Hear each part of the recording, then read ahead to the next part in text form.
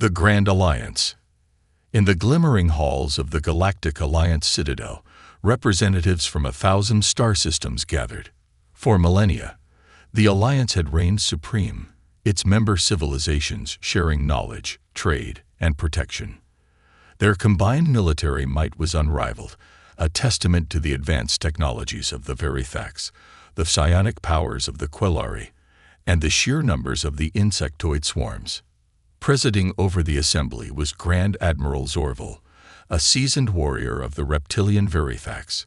His scales gleamed under the soft light as he addressed the gathered dignitaries. For ages, our alliance has maintained peace and order across the galaxy. But now, a new threat has emerged.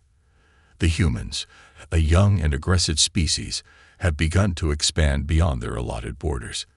They ignore our warnings and challenge our authority.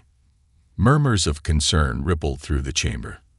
The humans were newcomers on the galactic stage, their technology primitive compared to the wonders of the Alliance, yet they had proven resourceful and unpredictable.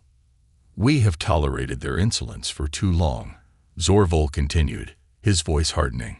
"It is time we remind them of their place. Our fleets will assemble and strike at the heart of their fledgling empire. We will crush their resistance and bring them to heel, as we have done to so many others before them." The gathered leaders nodded in agreement, their resolve hardening. The humans would learn to respect the might of the Grand Alliance, one way or another. The Terran Uprising. On the bustling streets of New Terra, capital world of the Terran Federation, life thrummed with energy and purpose. Towering skyscrapers reached for the heavens, their surfaces adorned with lush vertical gardens. High-speed maglev trains wove between the buildings, carrying the lifeblood of the city. In a modest apartment overlooking the metropolis, Captain Lena Sorensen of the Terran Space Fleet reviewed the latest intelligence reports. The Galactic Alliance was mobilizing, their vast armadas converging on human space. War seemed inevitable. Lena's comm link chirped, and a holographic image of Admiral Graves appeared before her. The old man's face was lined with concern. "Captain Sorensen, I'll cut straight to the point. The Alliance is coming for us. They mean to make an example of humanity, to crush our spirit, and force us back into line." Lena nodded grimly. "We've always known this day would come, Admiral. They fear what we represent. Change, innovation, a challenge to their stagnant order." "Indeed," Graves agreed, "which is why we've been preparing for this moment. The Titan is ready." A thrill ran through Lena at the mention of the Titan. The pinnacle of human ingenuity and defiance, a battleship unlike any the galaxy had ever seen. "I'll gather my crew immediately. We'll give the Alliance a fight they won't soon forget." As the hologram winked out, Lena gazed out over the city once more. The Terran Federation had come so far, rising from the ashes of old Earth, to forge a new destiny among the stars. They would not bend the knee to the Alliance, not without a fight. The time for hiding and compromise was over. Now they would stand tall and proud, ready to face whatever challenges lay ahead. For the future of humanity, they would risk everything. The fateful encounter. The Alliance fleet dropped out of hyperspace in perfect formation, hundreds of ships arranged in a grand armada that stretched as far as the eye could see. At the heart of the formation was the Firstborn, a massive dreadnought that served as the flagship of Grand Admiral Zorval. On the bridge of the Firstborn, Zorval surveyed the tactical displays with a mix of anticipation and disdain. The human colony world of Arcadia hung in space before them, a blue-green jewel ripe for the taking. "Scan for enemy ships," the Grand Admiral ordered, his voice cold and imperious. "Sir, sensors are picking up a single vessel in orbit around the planet," one of the bridge officers reported, confusion evident in their voice. It's massive, sir, like nothing we've ever seen before." Zorval leaned forward, his eyes narrowing as he studied the readouts. There, hanging in space above Arcadia, was a ship that defied belief. It was enormous, easily dwarfing even the Firstborn in size. Its hull was a patchwork of thick armor plates and bristling weapons, a brutal yet elegant design that spoke of human ingenuity and determination. "What is that monstrosity?" Zorval demanded, a flicker of uncertainty playing across his scaled features. "They're hailing us, sir," the comms officer reported. "Audio only." "Put it through." The bridge speakers crackled to life, and a human voice filled the air. "This is Captain Lena Sorensen of the TSS Titan, representing the Terran Federation. You have entered our sovereign space with hostile intent. Withdraw immediately or face the consequences." Zorval scoffed, his earlier unease giving way to indignation. "You dare make demands of the Galactic Alliance? Your primitive species is no match for our might. Surrender now, and your worlds will be spared the full wrath of our fleets." There was a moment of silence. Then Captain Sorensen's voice returned, harder and more determined than before. "We will never surrender our freedom, not to you or anyone else. You've underestimated humanity, Admiral. That will be your last mistake." With those words, the Titan opened fire, a blinding barrage of energy beams and missiles that slammed into the front ranks of the Alliance fleet. Shields flared and buckled under the onslaught, and several ships simply vanished in blooms of fire and debris. On the bridge of the Firstborn, alarms blared and damage reports flooded in. Zorval stared in disbelief at the carnage unfolding before him. In a single salvo, this lone human ship had crippled a dozen of his best vessels. What kind of monsters were these humans, to wield such power? As the Alliance fleet struggled to regroup and return fire, Zorval realized with sinking certainty that this battle would not be the easy victory he had envisioned. The humans, it seemed, would not go quietly into the night. They would fight, and they would make the Alliance bleed for every inch of space. The war had only just begun. The tide turns.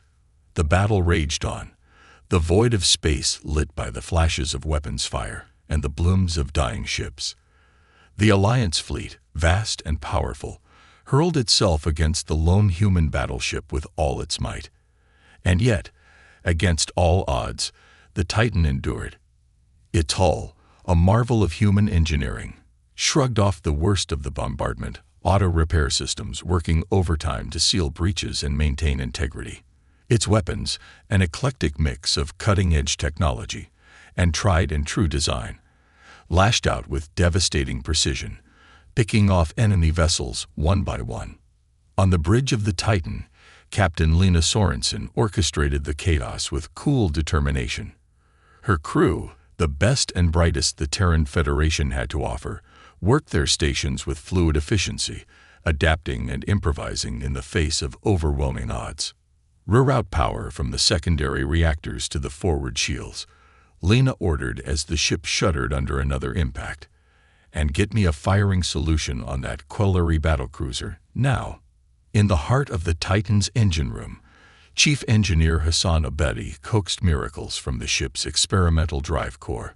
The device, a product of years of secret research and development, tapped into the fundamental forces of the universe in ways the Alliance had never dreamed of. Under Hassan's skillful guidance, it pulsed with barely contained power, providing the Titan with the energy it needed to keep fighting. As the battle stretched on, the toll on the Alliance fleet became increasingly apparent. Ships lay broken and drifting, their crews lost to the pitiless void. Those that remained fought on with growing desperation, hurling themselves at the Titan in a vain attempt to overwhelm its defenses. In the end, it was a single daring maneuver that turned the tide. Lena, seeing an opening in the enemy formation, ordered the Titan to rush forward, plunging into the heart of the Alliance fleet. The massive ship, its hull scared and battered but unbroken, tore through the enemy ranks like a juggernaut, its weapons blazing on all sides. The Alliance ships, caught off guard by the sudden charge, scattered and fell back in disarray. And in that moment of chaos and confusion, the Titan delivered the killing blow. A salvo of quantum torpedoes, the most powerful weapons in the human arsenal, slammed into the Firstborn, the pride of the Alliance fleet. The mighty dreadnought, its shields already weakened by the prolonged fighting, crumpled under the onslaught, its hull splitting open like a ripe fruit. On the bridge of the Firstborn, Grand Admiral Zor-Val could only watch in horror as his ship, his command, died around him. Consoles exploded in showers of sparks, and the hull groaned and twisted as the ship began to break apart. In those final moments, as the lights flickered and died, and the void rushed in to claim him, Zor-Val knew the bitter taste of defeat. The humans, those upstart primitives, had bested the might of the Galactic Alliance. Nothing would ever be the same. Aftermath and revelation. In the aftermath of the battle, the remnants of the Alliance fleet limped back to their home systems, bearing news of their stunning defeat. Across the worlds of the Alliance, shock and disbelief gave way to a grim new reality. The humans, once dismissed as a minor nuisance, had proven themselves a force to be reckoned with. In the halls of power, the leaders of the Alliance races gathered once more, their earlier confidence replaced by a palpable sense of unease. They had underestimated the humans, and paid a bitter price for their arrogance. "This cannot stand," one of the Verithax warlords growled, his scales rippling with barely contained rage.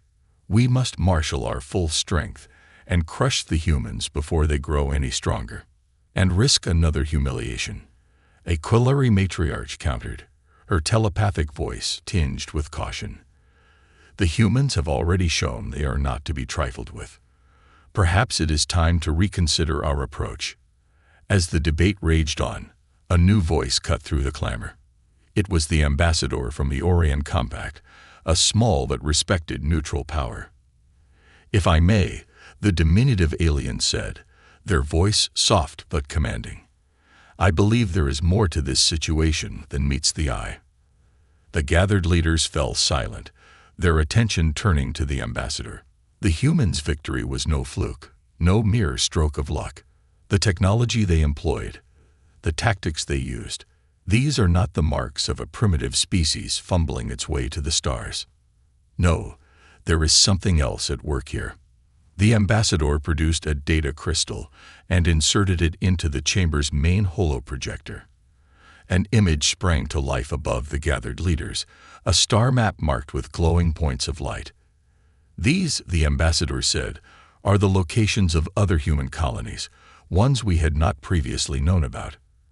And there are more, many more, stretching far beyond the borders of their supposed territory."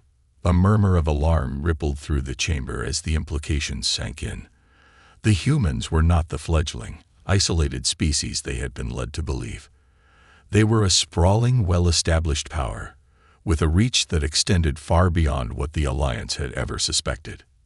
"There's more," the ambassador continued. "Our intelligence has uncovered evidence that the Titan was not some one-off prototype or experimental vessel. It is but one of many, a single ship in a fleet of battleships that puts our own to shame. The humans have been holding back, biding their time, waiting for the right moment to reveal their true strength." Silence descended on the chamber, heavy and oppressive. For the first time in living memory, the leaders of the Galactic Alliance found themselves facing an uncomfortable truth. They were no longer the undisputed masters of the galaxy. The balance of power had shifted, and the future was suddenly a much more uncertain place. On the bridge of the Titan, Captain Lena Sorensen stood tall and proud, her crew arrayed behind her. They had done the impossible, standing against the might of the Alliance and emerging victorious. But their work was far from over.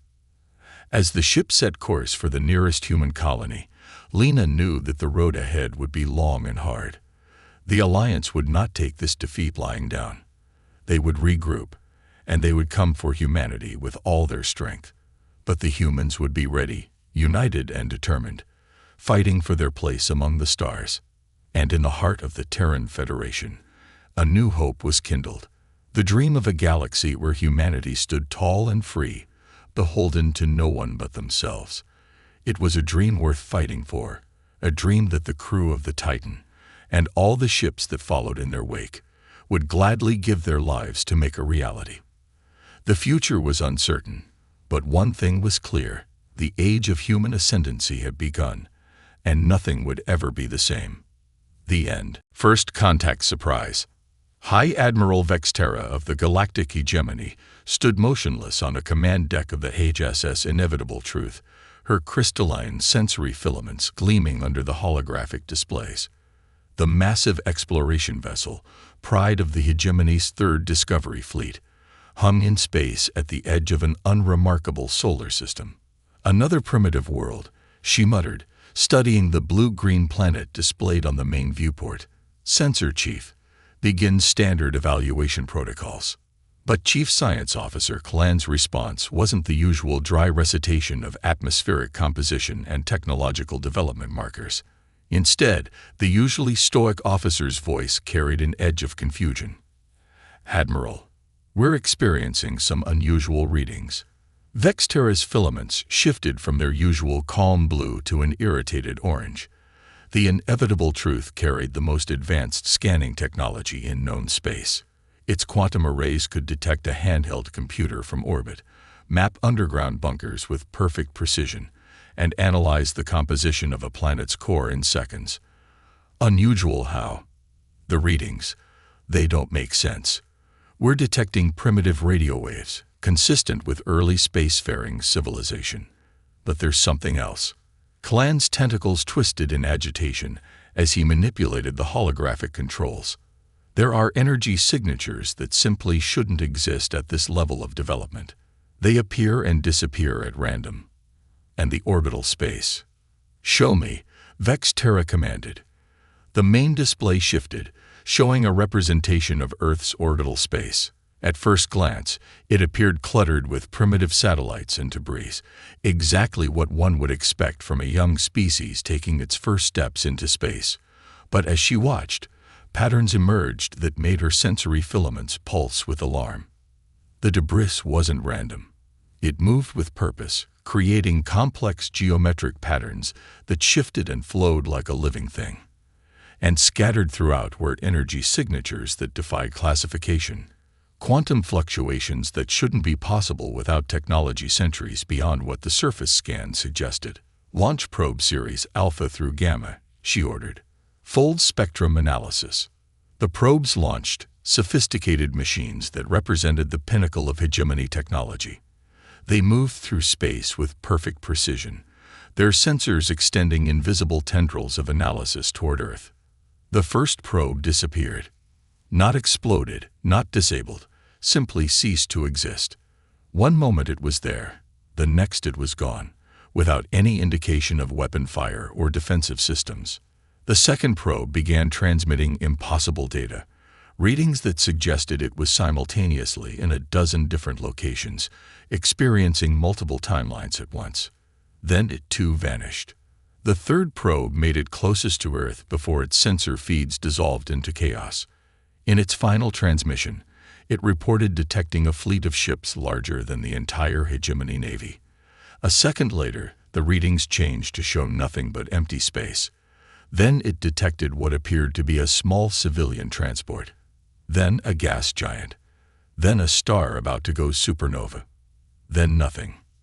Vexterra felt something she hadn't experienced in her 2 centuries of service.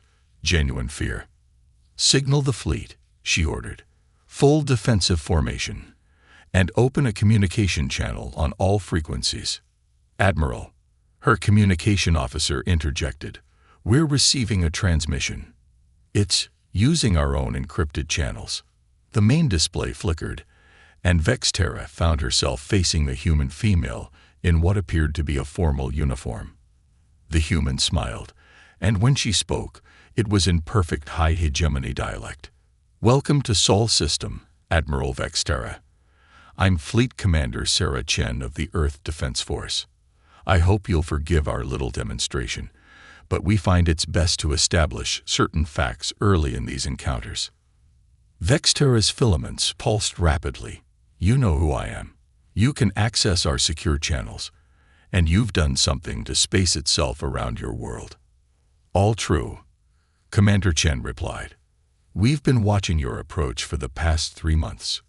Your stealth systems are impressive, but they rely on certain assumptions about physics that we moved beyond some time ago. Impossible. Kalen burst out. Your species shows all the signs of early space development. The energy signatures, the technological markers, are exactly what we want others to see, Chen finished. We learned long ago that appearing harmless is often the best defense. The debris field you're seeing isn't trash. It's our first line of defense, a network of quantum-linked satellites that can reshape local spacetime at will. Those energy signatures you can't classify. They're leaks from our ship engines, which don't so much move through space as temporarily borrow alternate timelines where they're already at their destination. Vexterra felt her tactical mind finally catch up to what she was seeing. This wasn't just advanced technology. This was a completely different approach to physics itself. The hegemony had built its civilization on predictable, measurable scientific principles. These humans had somehow found ways to embrace chaos and uncertainty, to turn the random quantum fluctuations of reality into a technology that defied conventional understanding. "Why reveal yourselves now?" she asked. Chen's expression grew serious. "Because we've been monitoring your civilization long enough to know you're not conquerors or zealots. You're explorers, seekers of knowledge. And we believe it's time for humanity to stop hiding. The galaxy is changing, Admiral. New threats are emerging that will require cooperation, not isolation. We're offering an alliance, a chance to combine your mastery of conventional physics with our unconventional approaches." As if to emphasize the point, a massive ship simply appeared next to the inevitable truth. One moment empty space, the next a vessel easily twice the size of her own flagship. Its hull seemed to shift and flow, sometimes appearing to be made of solid metal, sometimes seeming almost transparent, as if it was partially phased into another dimension.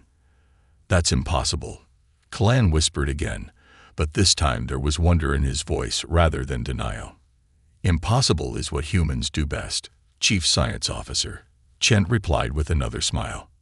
"Now shall we discuss the future?" Vexterra looked at the shifting vessel beside her ship, then back at the human commander. In that moment, she knew she was participating in a turning point in galactic history.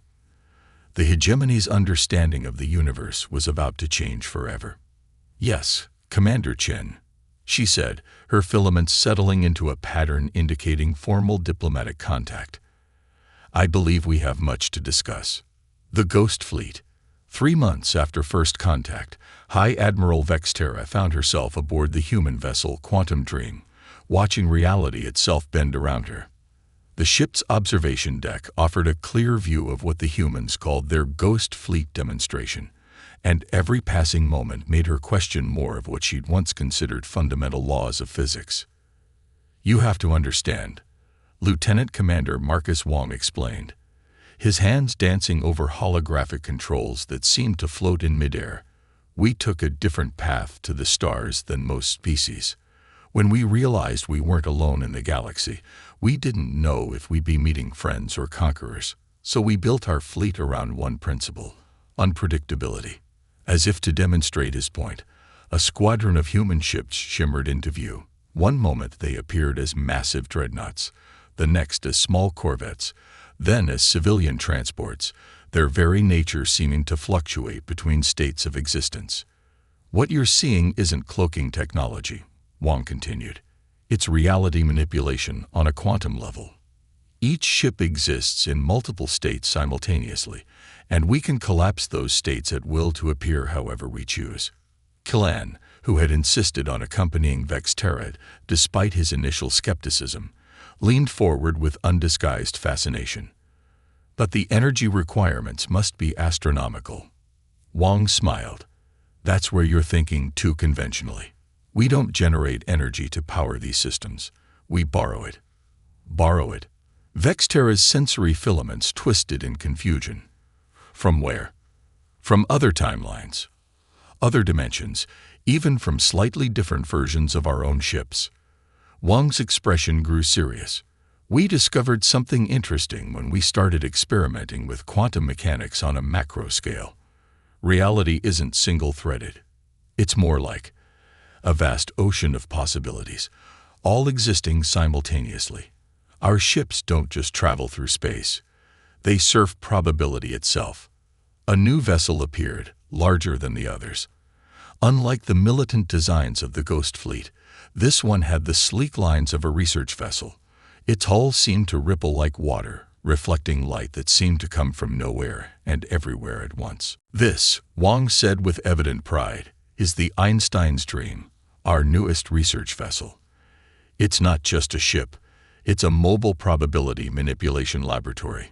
It can create stable zones where multiple timelines overlap, allowing us to experiment with different physical laws and technological approaches simultaneously.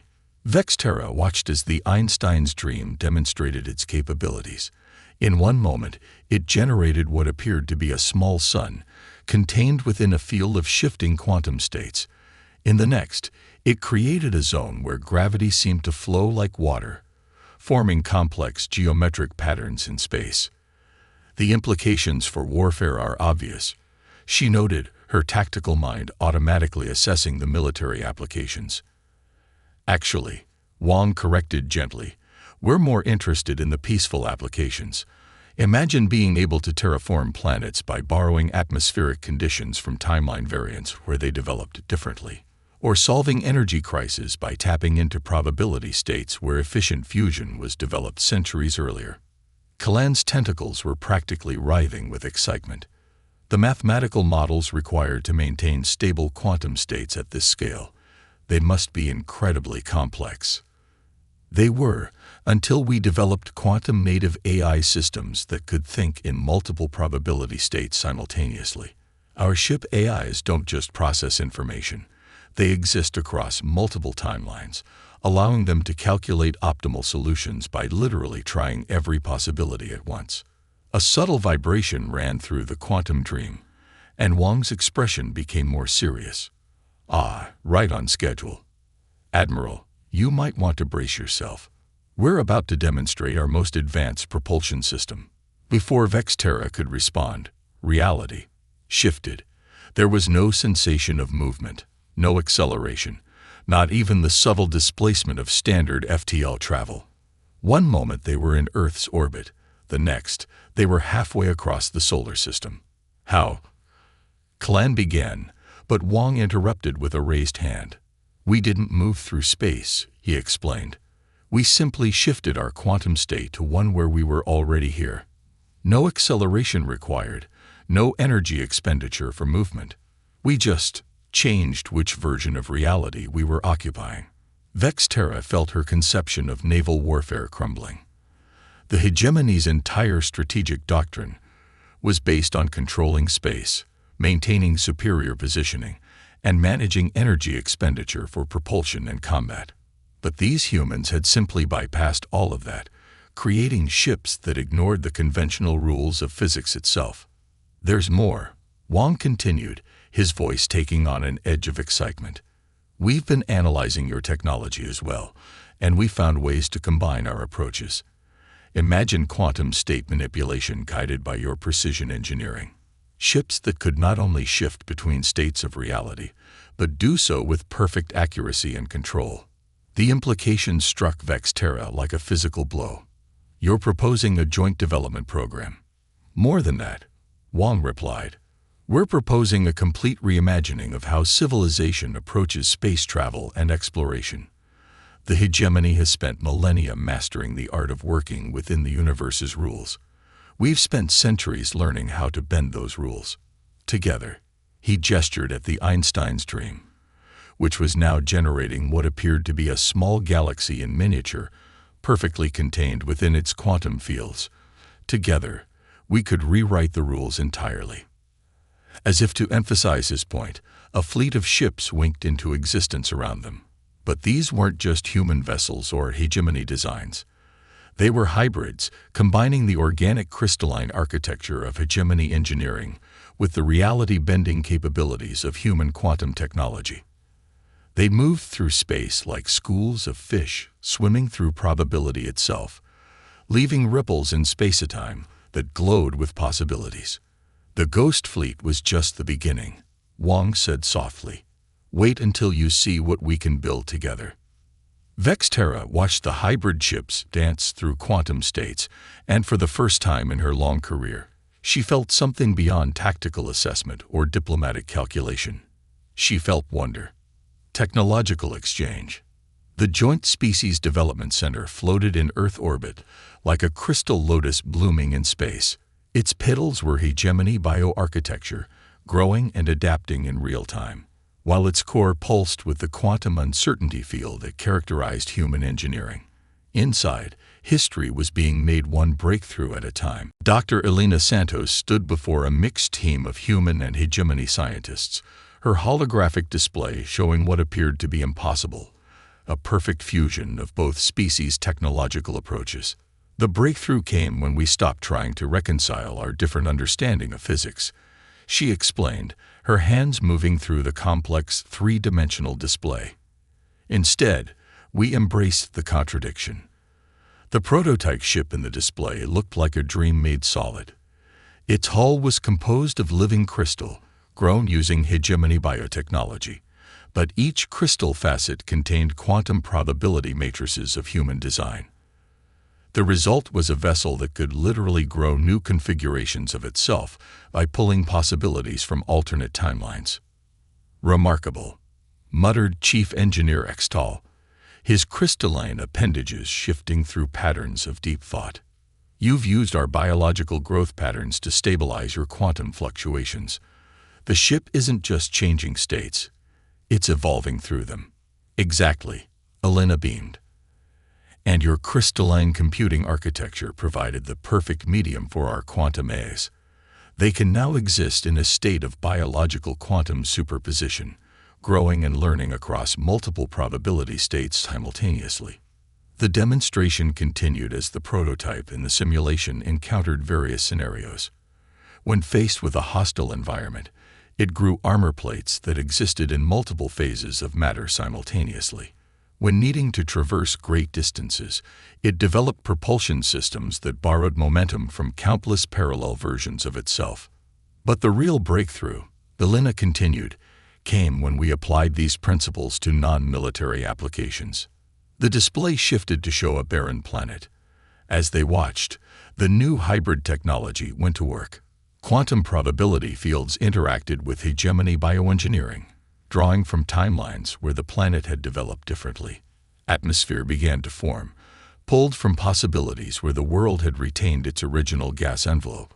Oceans gathered from quantum states where ice caps had never melted. Life itself began to emerge, guided by the living crystal matrices that could now shape reality on a fundamental level. We can terraform planets in months instead of centuries, Elena explained. More than that, we can help worlds find their optimal state by exploring all possible versions of themselves. Kextol's apprentice, a young crystal being named Virix, raised an appendage. But the power requirements don't exist. Elena completed the thought. That's the beauty of it. We're not creating or destroying energy. We're accessing states where it's already arranged how we need it. The crystalline matrices act as quantum probability anchors, allowing us to stabilize specific timelines without expending energy to maintain them. The implications were staggering. Worlds could be transformed not through brute force manipulation of matter and energy, but through gentle guidance of probability itself. Dead planets could be awakened by finding and stabilizing timelines where they have flourished. Dying stars could be rejuvenated by accessing states where they were still young. There's more, Elena said, her voice dropping slightly. We've begun experimenting with information transfer across quantum states. The hegemony's crystal computing, when merged with our quantum probability manipulation, allows us to access knowledge from alternate timelines. Imagine being able to learn from all possible versions of our civilizations, including those that solved problems we're still struggling with. The room fell silent as the implications sank in. This wasn't just a new technology, it was a new way of existing. The barrier between what was and what could be was becoming permeable, manageable. Of course, Extal noted, his tone cautious, this power must be used wisely. The ability to reshape reality itself is precisely why we need both our species working together, Elena completed. Human creativity and willingness to embrace chaos, tempered by hegemony, wisdom, and precision. We're not just combining technologies. We're combining philosophies. As if to demonstrate her point, the prototype in the simulation transformed again. This time, it grew into something that defied conventional description. A living quantum computer that existed across multiple states of reality, its crystalline structure housing consciousness that dwelled in possibility itself. "This is just the beginning," Elena said softly. "We're not just building ships or terraforming planets anymore. We're learning to weave reality itself, to dance between what is and what could be. Together, we're becoming something entirely new." The assembled scientists watched as the simulation showed their combined creation reaching out across space, leaving trails of possibility in its wake. Where it passed, reality itself seemed to become more fluid, more alive with potential. "The question," Elena concluded, "is no longer what we can build. It's what we should build. And that's why this partnership is so crucial. We need both human daring and hegemony wisdom to navigate this new frontier." In the depths of space, the first full-scale prototype of their combined technology was taking shape, growing like a crystal garden blooming across quantum states. It would be more than a ship or a computer or a terraforming engine. It would be the first step toward a civilization that could shape reality itself, not through force, but through understanding of all that was possible. And as the scientists, human and hegemony alike, began planning their next steps, none of them noticed the small reading at the edge of their sensors, a flicker of unauthorized quantum manipulation that suggested someone else was very interested in their work. Crisis point. The alarm that rang through the Joint Species Development Center wasn't a sound. It was a ripple in probability itself. Dr. Elena Santos felt it as a shiver in her quantum-enhanced neural implants, while her hegemony colleagues experienced it as discordant vibrations in their crystalline structures. Multiple unauthorized quantum state manipulations detected. The facility's hybrid AI announced, its voice resonating across both normal space and probability fields. Pattern matches rogue hegemony faction signatures.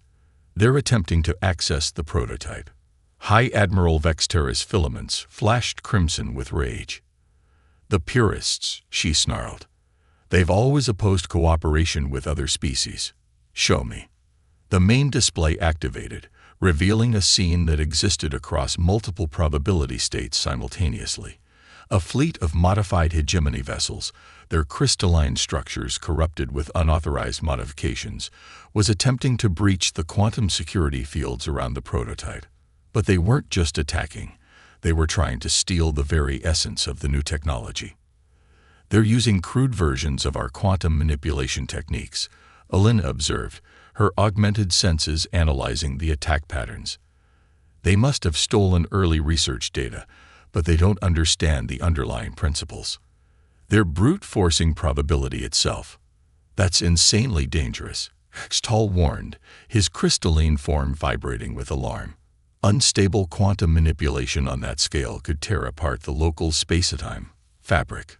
The rogue fleet's attempts to breach the facility's defenses were creating cascading waves of probability distortion.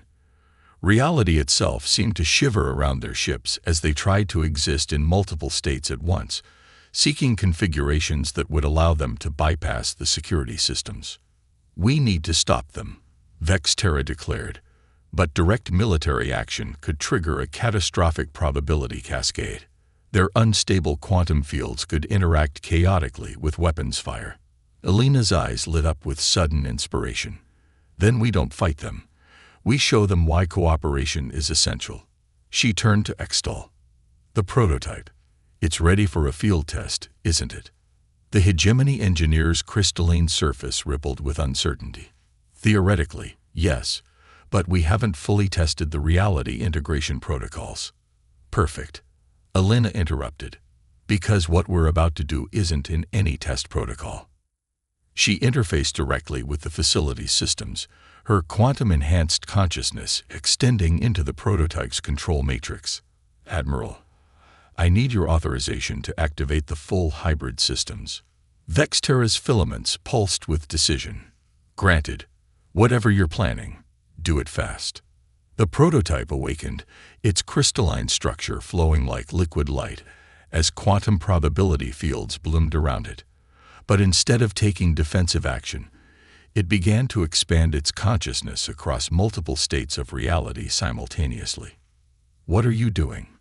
Hextall demanded. "Showing them the truth," Elena replied, her voice distant, as her consciousness merged with the prototype systems. Every truth across every possibility. The prototype reached out, not with weapons but with understanding. It touched the probability fields around the purest ships, and suddenly, every member of the rogue fleet was experiencing something unprecedented. They were seeing themselves across all possible timelines simultaneously. They saw versions of themselves where cooperation with humans had led to unimaginable achievements. They witnessed alternate realities where their isolation had led to the hegemony's stagnation and eventual collapse. They experienced timelines where their current actions had torn reality apart, and others where they had chosen differently and helped build wonders beyond imagination. "This is what our combined technology truly offers," Elena's voice echoed across both normal space and probability fields. "Not just the power to change reality, but the wisdom to see all possibilities and choose the best path forward." The effect on the purest fleet was immediate and profound. Ships began powering down their crude quantum manipulation systems as their crews reeled from the experience of seeing all possible versions of themselves at once. The dangerous probability distortions began to stabilize. "By the first crystal," Stahl whispered, "you've shown them everything we could be, across every possible timeline."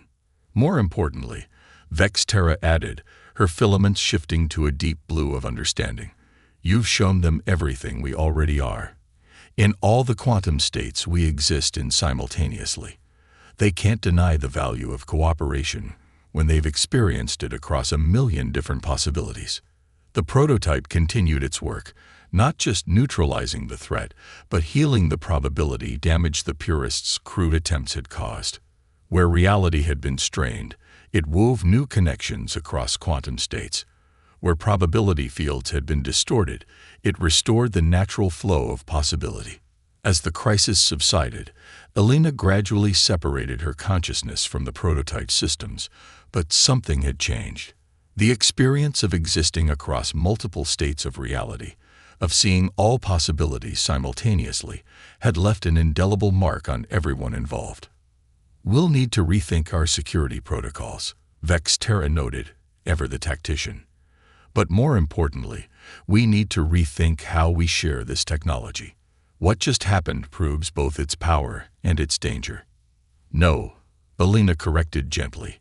"What just happened proves why our partnership is essential. Humans provide the imagination to conceive of new possibilities, while the hegemony provides the wisdom to navigate them safely. Apart, we risk chaos or stagnation.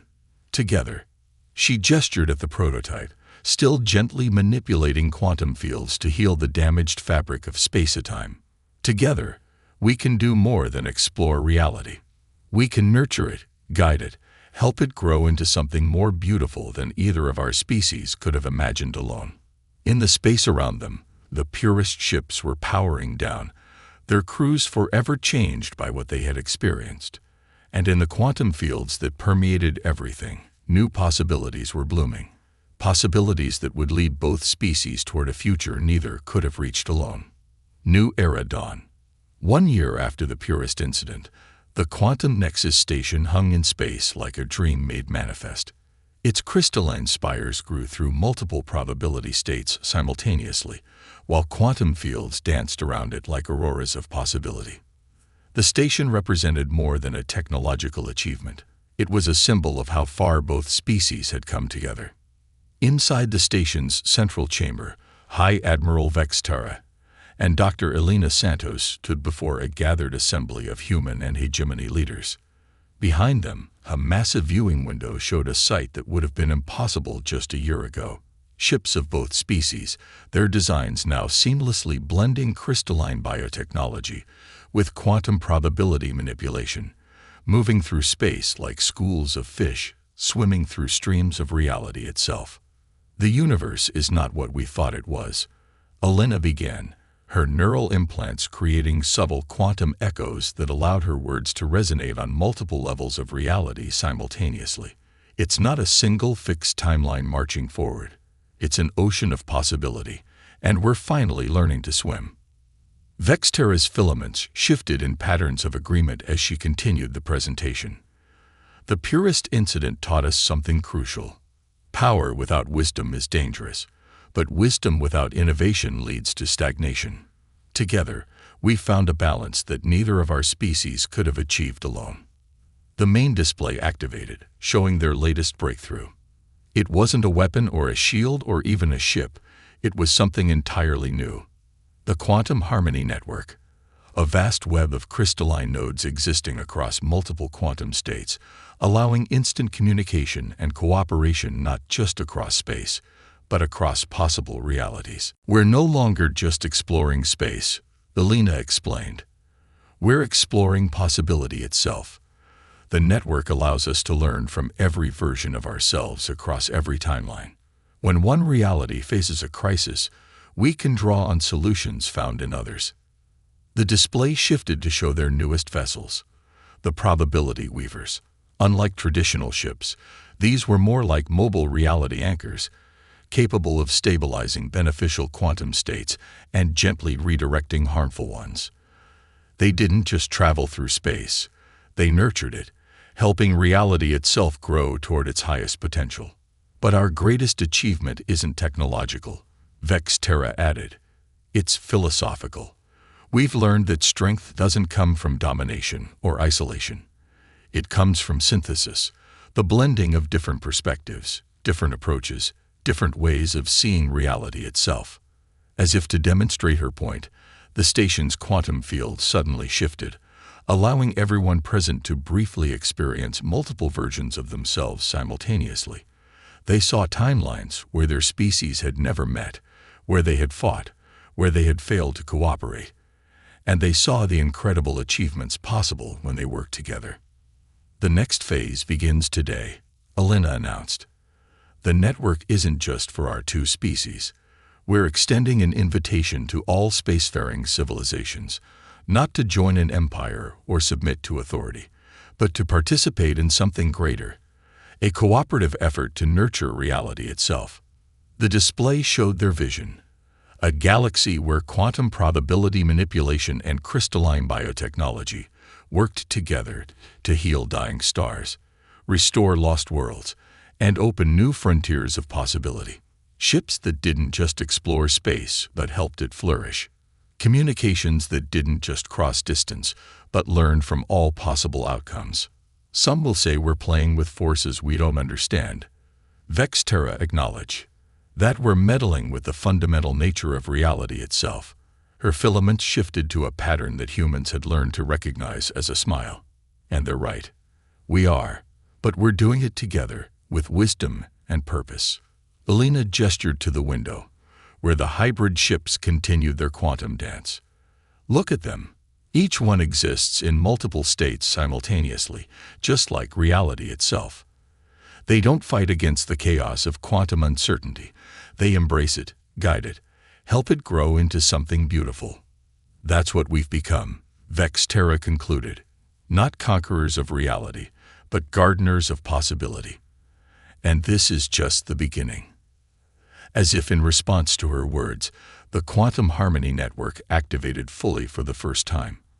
Across the galaxy, crystalline nodes bloomed into existence, each one a bridge between what was and what could be. The network didn't just connect space. It connected possibility itself, creating a web of cooperation and understanding that transcended the limitations of any single reality. In that moment, as humans and hegemony members watched their combined creation come to life, they understood that they had achieved something far greater than technological advancement.